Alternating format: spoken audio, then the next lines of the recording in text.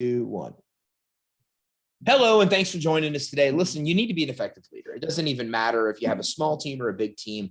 If you don't do this right, it's a real uphill battle to grow and scale any company. But what's interesting is it's actually really not easy, but it's way easier path when you're a great leader to be able to build the team that wants to rally behind you, that's behind the cause that you actually have founded in your business, and to just be able to have fun while actually making money and helping others. But how do you become an effective leader? Well, with us today is Alex Draper. Now, Alex actually founded DX Learning after seeing a gap in the marketplace for efficacy.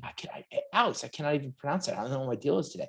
Based leadership training. DX is a partner in progressive leadership training that taps into a powerful combination of behavioral psychology and experimental learning to expose and eliminate bad leadership and prepare leaders to put people first. Now, the workforce is changing before our eyes, and our organizations and leaders within need to change with it or be left behind. And Alex is now a leading force in disrupting the leadership training industry with science-based methodologies that drive leadership, self-awareness, emotional intelligence, inclusivity, and psychological safety that solves organizational challenges. Alex, thanks for joining us today. Thanks for having me, Ty. Yeah, I'm really glad you could be here. I think this is such an important topic. And I love that your bio really talks about these exact same things. I mean, a lot of stuff is changing right now. Like, in this pandemic that we've experimented, things are going to home based. I mean, there's so many challenges that leaders have never faced before. So what do you think? Like, what's your perspective from the new ever-changing environment we're in? Oh, man, it's I think the status 40 million people have quit since the start of the pandemic. So, and from what I understand, many of those people quit without even a job to go to. So what does that tell you about what's going on? I think people are fed up, and they're fed up of being mistreated. They don't like stress, nor these things we shouldn't like anyway, but definitely now it's a realization of, gosh, I've come to the conclusion that I want to go home with a smile on my face, and I don't want to go home stressed. If you're stressed at work, you're stressed at home. And who wants that?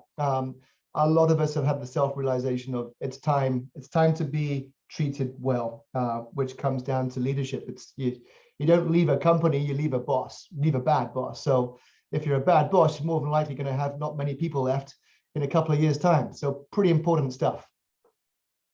How do you think people can best assess themselves and their own leadership skills? Because I have a hard time with this. Like, I'm a good leader, bad leader. I don't know, because as the leader, people won't really tell you in most cases the truth. So how do you kind of do an own self-check to see the kind of leader that you really are? Oh man, that's a wonderful question. So here's the problem. Self-awareness is not self-created. So yeah, I don't think you can do a self-check. You don't just look in the mirror and go, oh my gosh, I'm amazing at this and I'm not good at this. I call this, there's two things. There's identity, what you think about yourself, what you look in the mirror, like I'm a good looking British guy, which 5'8", a little smaller, but that's okay. And then more importantly, there's your reputation, what other people see in the mirror. And the problem that we've got is there's a huge gap between sort of what you see and what others see. So what can we do to close that gap? Because the bigger the gap, the less money you make. There's a bit of research from PDI that says a big gap between identity and reputation can cost a senior executive in a big business up to $50 million per year. So, the wider the gap, the worse it is, and more than likely the more financial troubles that you're having, and it's just not good. I think you just alluded to it, Ty. It's not you, it's them. So you got to ask for feedback. You got to ask your team members, hey man, what am I doing well? More importantly, what am I not doing well? What's my strengths? What's my blind spots? I can guess all day, but when was guessing ever good for anybody? How do you get honest feedback though? I mean, that's the thing, is that I found that people are scared to tell me the truth, right? And I don't think I'm scary. I'm really lighthearted. I'm fun. But how's the best way to get really non-biased feedback as a leader? Yeah, I'd say two things. Number one, vulnerability. If you lead with vulnerability, then more than likely at some point they'll come with you, right? So basic mirror neurons, right? If I cut my wrist right here and I start gushing blood, you'll go, ooh, right? So you'll feel my pain. So it's the same with vulnerability. If I demonstrate vulnerability, my team will demonstrate vulnerability. So if I go to them and say, look, guys, I'm not perfect. I'm never going to be perfect. I've got strengths. I've got some blind spots, but I don't know what they are. Can you help me out here? So, and you keep asking, at some point, hopefully they'll open up. And that's number one. Number two, I hate to use these words because they can be misused, but psychological safety. You need to create a safe place where people don't feel fear, like they could tell you what they need to say without fear of negative consequences.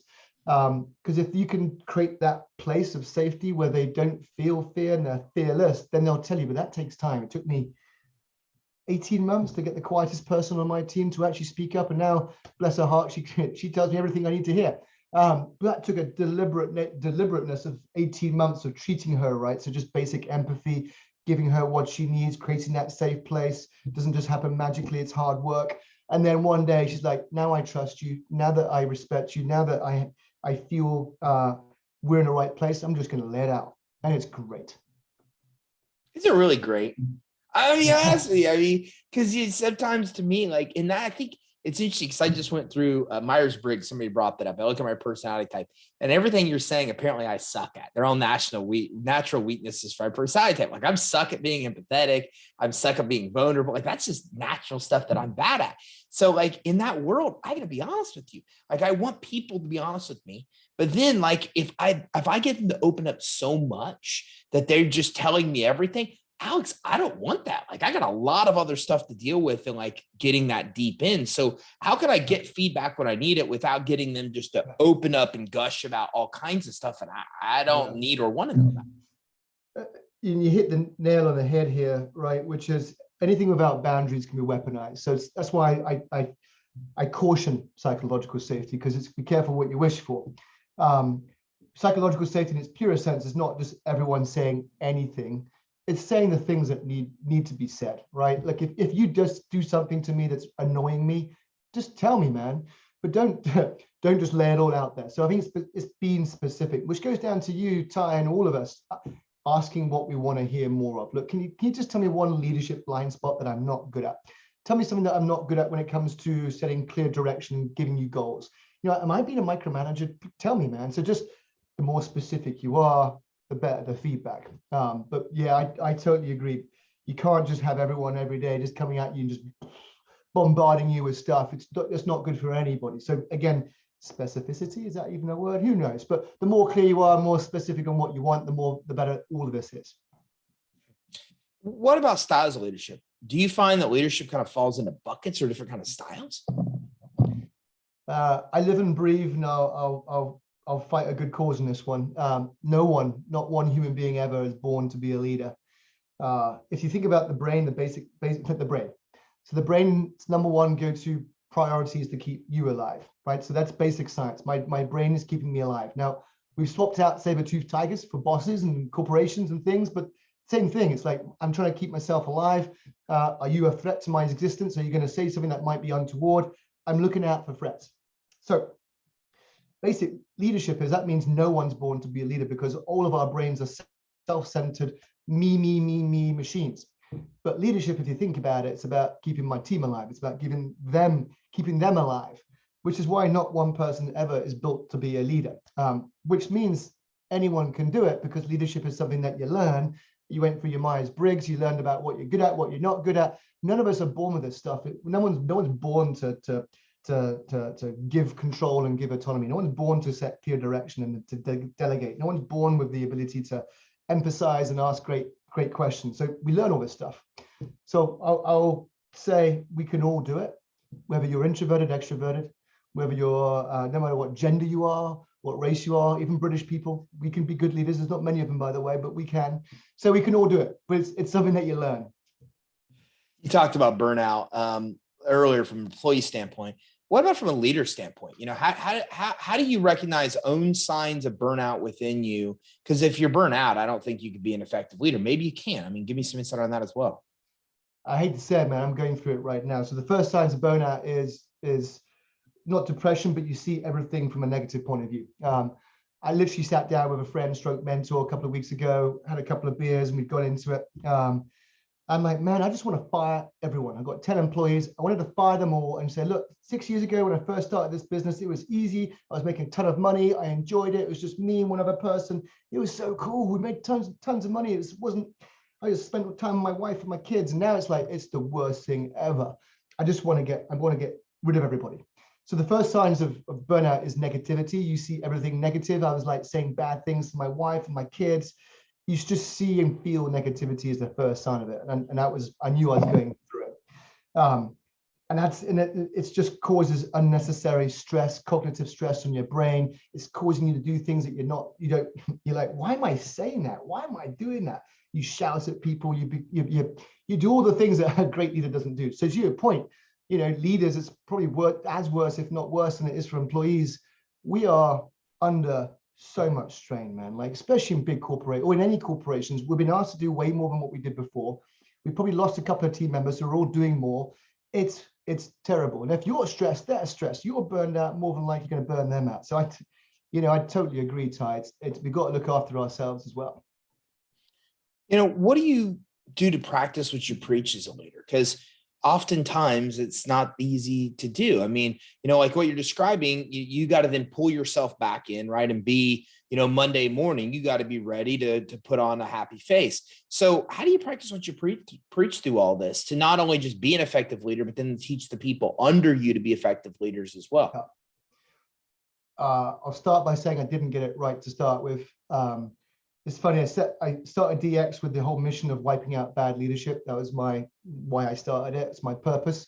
I had many bad bosses over the years and saw enough of them to know that there's a problem out there. So I'm like, hey, man, I'm going to start a business to wipe out bad leadership. Go figure. In the first 3 years of our existence, I lost every employee. Everyone quit. So what I set out to do, I was that bad boss. It's funny. So I was not practicing what I preach. I was talking a good game, spitting out the cool stuff, but I wasn't actually doing it. And I lost a lot of good people. Then I had the epiphany of, well, crap, I've had 100% churns. What's going on here?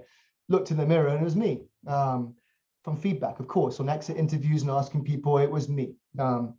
So what do I do to practice what I preach in the last 3 years, even through the pandemic and my business getting torn to shreds because leadership training, in-person leadership training is not exactly a good thing when there's a global pandemic going on. Didn't lose one person, which is testament to, you've got to practice what you preach. You can't talk it, you got to do it. And we set about creating a set of values and behaviors that would anchor me and anchor the team about what's right versus not doing what's right. So that was a big change for me. And in terms of just self-care, like looking after yourself, I'm just going to be the first to admit I'm not that good at it. I took on a serious amount of debt to keep the company going and actually not fire anybody. I could have, but I didn't. I kept the whole team together. We had no revenue for 6 months. Thank you to some PP loans. But that was maybe a challenge that I have personally, which is, too much empathy and not enough for myself. So unfortunately, I'm not the best person to ask about self-care, but I can say I do a pretty darn good job of caring for my team, maybe to a detriment of my own health. So not the right person to ask for the second part of that question. What about biases? Becoming a good leader, do you overcome them and work to overcome them? Should you have them? I don't know. I've read so much on biases, and I don't think any of us can eliminate them no matter how hard we try, because there's so many different kinds. But then I'm thinking, should I be trying? Like there's times that my biases help me make really smart decisions, and then there's times they don't. And I'm trying to figure out, like as a leader, should I overcome biases and teach other people to do the same? Do I succumb to them? Like, what's your thoughts on that? You can't get rid of them. So there's 165 of them, give or take. That's ridiculous. Yeah, no wonder I'm struggling. Hey, but there you go. Doesn't that go to the original question, man? Is anyone born to be a leader? Hell no. You got a bias. What's a bias? A cognitive bias is a shortcut to preserve your brain power, energy to scan for threats. So I'm looking for threats like the Matrix. It's reallocating resources and using these biases to make things easy. So what it's trying to do, what these biases are designed to do, is to keep you alive and short circuit things and make things nice and easy. For example, the rush to solve bias, right? It's quicker and easier for me to just delve in, roll my sleeves up and get it done versus take a step back and go, hey, what shall we think about this? Hell no, I don't want to think about it. Let's just do it. That's a bias that we're especially here in America, we love. Let's just roll our sleeves up and get it done. So you can't get rid of them. they're there. I think the most important part is not to see them as negative. It's just to understand that you got them. But you wouldn't know that you got them unless you were trained on them. And that's my job as a business. It's to educate people on the things that the brain does that inhibit you from being an effective leader.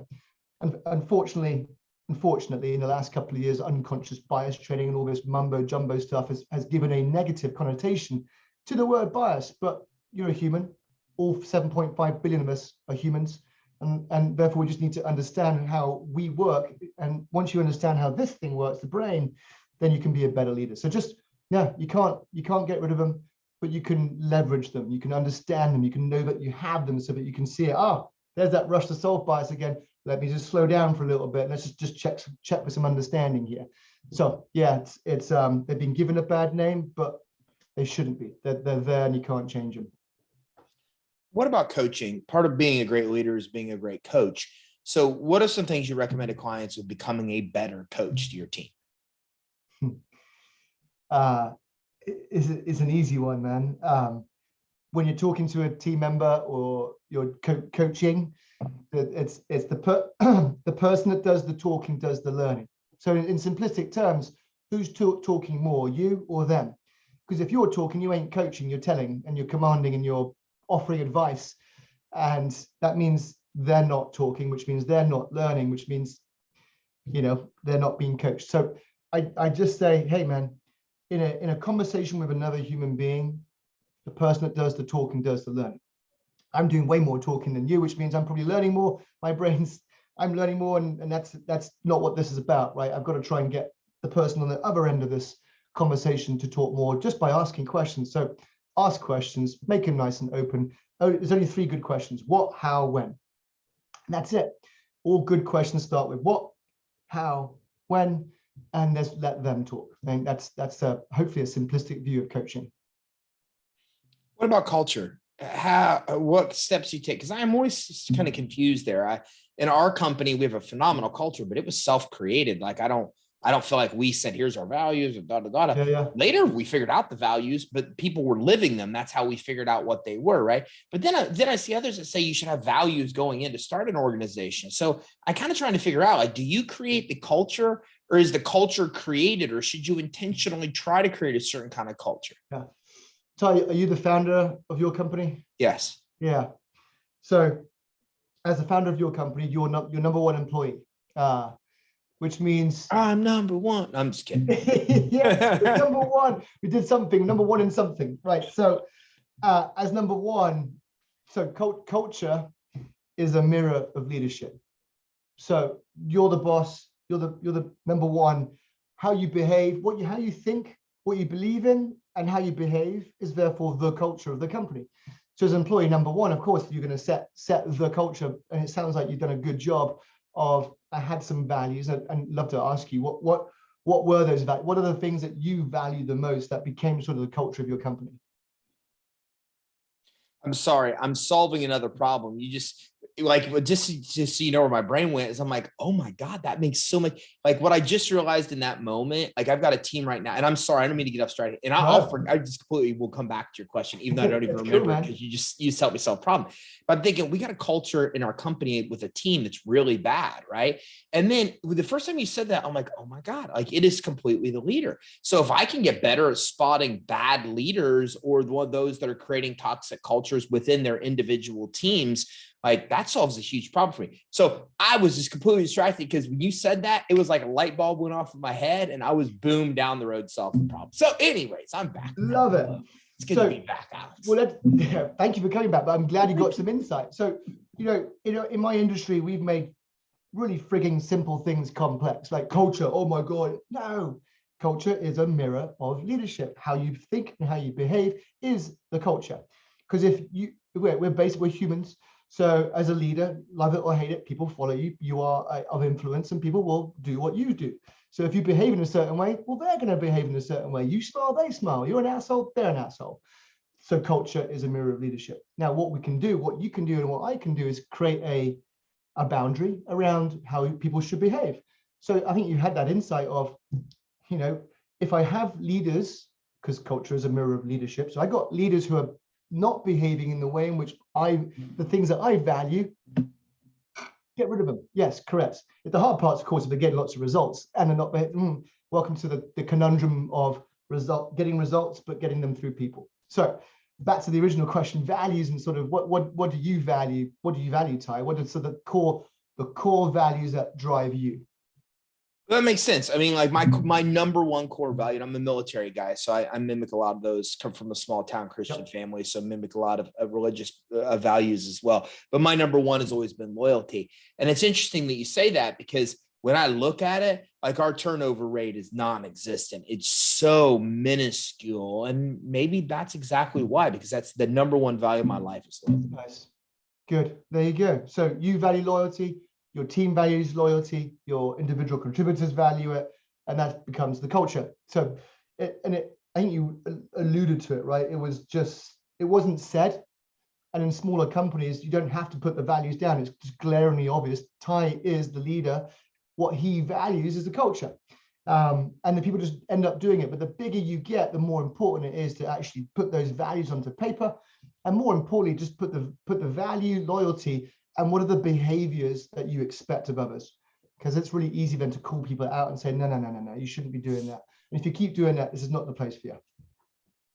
It makes a ton of sense. And an example of what you're saying, right, is that, so when I work with my HR and I'm involved at all in a hiring process, she knows, don't even ever show me a resume of somebody that's jumped from job to job, right? Like if they don't have a history of staying in places for long swaths of time, I will not talk to them. Like that's my thing, because loyalty has always been my thing. But then when I think about that, years later now, that's adopted with her, right? So now when she's looking at resumes for other positions, she's also doing the same thing with all these other positions. And now I look, years later, and now we have a culture where a lot of people stay, right? But then again, it's created from that one moment where then it goes down, and now we hire people that typically have histories of staying at their jobs a long time and are really passionate about what we do. So if they're passionate about our cause and they have history of staying where they were before previously, long periods of time, then that's what establishes it. So anyways, it's just a perfect example what you just said about how I don't even think about that, but me doing that one thing with her in resume reviews then creates something downhill that then affects the entire culture of the operation. So it's interesting you say that.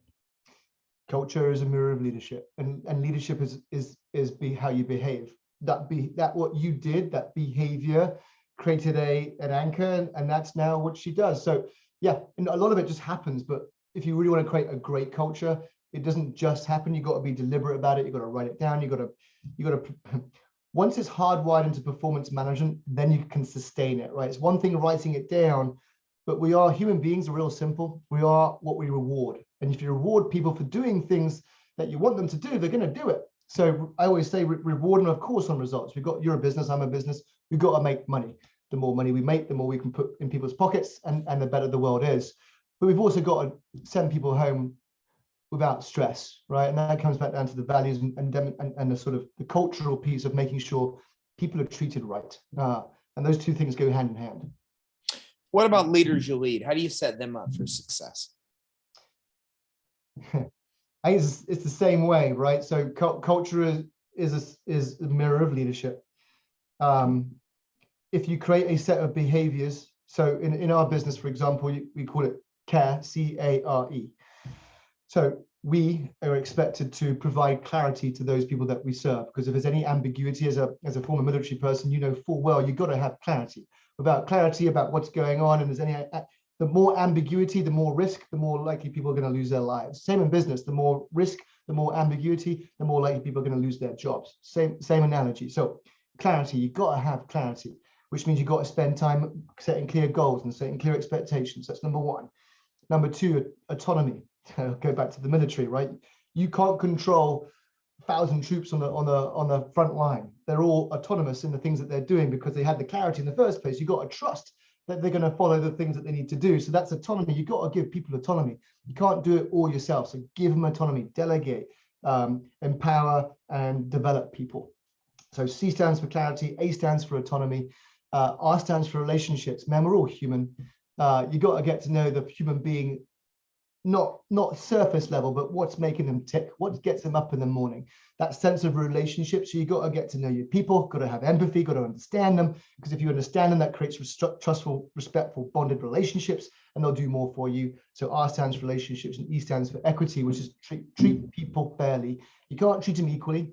No team of people are the same. So therefore, you've got to put your time and energy into those that need it the most. And that's where they get that sense of fairness. So for our business, it's about how you care for your people. And in fact, our whole business is about helping other businesses care as well. So that's our whole mindset for leadership and creating great cultures, is to get people to care for people. But what's care mean? It means giving people clarity, giving them autonomy, building relationships, and treating them equitably. You know, with the pandemic, a lot of people are working from home more than they ever have. And one of the things that I deal with is, how do you prevent isolation? What are the things you should do to prevent people from feeling like they're alone in a world where we're getting further and further away from office environments? Yeah, going back to, I'll go back to the care piece of it, right? So the relationships part of care is sense of belonging. All human beings want to be valued, right? Who doesn't want to be valued? I value you for what you bring to this team. And if you show that value, that creates a sense of belonging, which means you can break that isolation. We feel isolated because no one values me. Just because I got a team member in Atlanta, right? I was the old traditional business of everyone comes to Chicago and we're all in the office. And of course, the pandemic screwed that one up.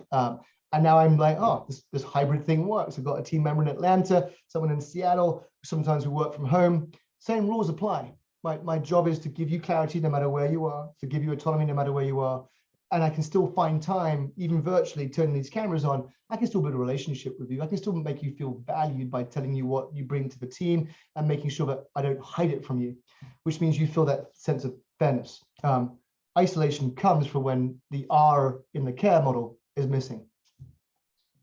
So what do you do? I mean, there are people on the team that obviously, when they are stressed, when they feel these ways, they have to kind of vent. But how do you get away from gossiping and then still get to like venting that's okay, or is no venting okay? Like, how do you solve that problem? I wrote a blog on this one. It's okay to vent. It's better out than in. But again, like anything in the world, the more you put boundaries around it, the more likely it's going to be effective versus the opposite. So, hey guys, we actually have come ask me anything meetings, so that people can come to me in an open environment and ask me anything and tell me anything. We actually used to have, we haven't had it for a little while, but literally we got an hour. You come in on this webinar, whatever you want to call it, and you can just say whatever you need to say. Better out than in. But of course, boundaries. Here's what you can do, here's what you can't do, the do's and don'ts. I think the more you give autonomy, so autonomy is you can't just empower people and expect them to do right. You've got to put some boundaries out there. So the more you put into boundaries about what you should do, and likely it's going to be effective. And then you really apply that to anything: venting, talking, psychological safety, clarity, leadership. You've got to put a little bit of a boundary around it. What about power and knowing your people? How important is that? Because one of the things I found that's interesting is we used to think financial rewards were the only reward, right? So I'm like, I even understand. But then we started to interview people and realized some employees wanted the extra day off. They don't even value the money, and we're trying to incentivize them with something they don't even value. So what do you find? What's the key to knowing your people? Because that's just one example of not knowing an individual and what they value. All kinds of problems are created from that. I think you might have just answered your own question there, Ty. And the fact that isn't it all just about asking them what do you value? As you're talking to them, you'll find. So I got some people on my team who want to make a ton of money. Cool, this is the place for you, man. The harder you work, the smarter you work. We put smart working over grit. When I'm a Gen X, I'm old. I just work hard anyway. But not everyone wants to work 12 hours a day. So I do have people on my team who want to make money. I also have people on my team, to your point, what you just said, who don't. And I think it's so totally okay. But isn't that my job as a leader, is to get to know my people, understand what they value, create that sense of belonging, and treat them how they want to be treated. And I think you start to find, I don't know whether this is true or not, but I think the younger generation have way more sense of what's the word?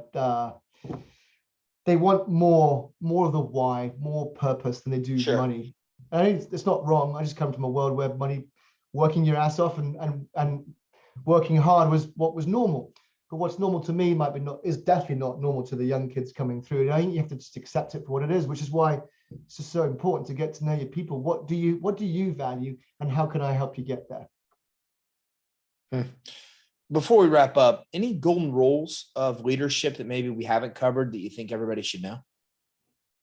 I think the most important, I call it the platinum rule. So the golden rule that maybe you and I know about, and many people were taught at MBA school, is treat people how you want to be treated. Right? So, hey, I am this person, and I'm going to treat you how I want to be treated. But I think the platinum rule is treat people how they want to be treated. And I think that's what we got to all recognize is, while we're all human, we all value different things. And it's most important to understand what other people value and to give them what they want, not what you want. So that would be my ending rule. Oh, Alex, I loved having you on. I got a lot of insight, and I've already got some ideas of how to apply some of this in our business. Where can everybody go watching to be able to learn more? A couple of places. Check out our website. So www.dx-learning.com. You can follow me on my LinkedIn page. So it's Alex Draper DX Learning. I put out a monthly newsletter called People First Leadership. Go check that out. And then our DX Learning actual LinkedIn page itself. All three of those, we put out monthly blogs and newsletters. You want to learn more about this sort of stuff, check out those three places, and you can find out more. Awesome. Alex, thanks for coming on today. Oh, man, thanks for having me. Appreciate you. All right, listen, if you're watching this, you have to be an effective leader. I mean, I can't begin to tell you, and Alex has said it throughout this, is that, he had a point where he did everything wrong and then had to go through and restart over with employees. If you've ever looked into the real cost of losing an employee, it's substantial. Time, money, it's crazy. So you've got to be an effective leader, because once you have an effective leader, like Alex said, the culture mirrors the leader, right? So if you have the right values, the right attitude, you're an effective leader, then you come in and you breed other leaders within your organization. And it's really a smoother path to success. If you don't do this, it's a nightmare. It's just an absolute nightmare. You find yourself in a business you don't want to be in, and your employees don't want to be in, and it's unhealthy for a lot of different people. So if you want to be on the right side of this, all you have to do is go to dx-learning.com. That's dx-learning.com. And at dx-learning.com, there's a ton of resources there that will help you get on the right path to being a very effective leader. And being an effective leader is probably one of the most, if not the most important steps you could ever take in an organization, to be able to put it on the right track and to be able to make sure your customers, your employees, even you, have the happy lives that everybody deserves to have. So the key is to become an effective leader, and you can do so at dx-learning.com. Make sure you go check it out right now. That's dx-learning.com. Thanks for tuning in. Have a great day.